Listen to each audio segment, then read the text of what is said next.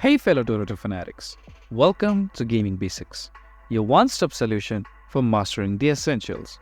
Let's dive in and level up together. In this video, I'm going to show you how to buy Monkey King's mythical set called Masks of Mischief with Dota Plus Shards in Dota 2.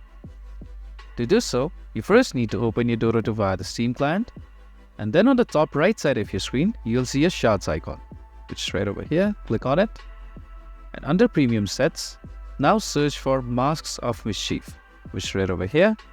You can know more details about this item by clicking on this I button.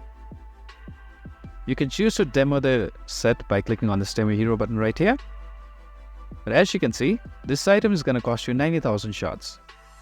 Click on this and follow through with the transaction.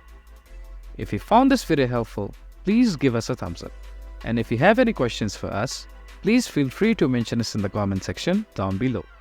Also, don't forget to hit that subscribe button and ring the notification bell so you never miss out on our latest guides and tutorials. This has been your host Ace. Happy gaming!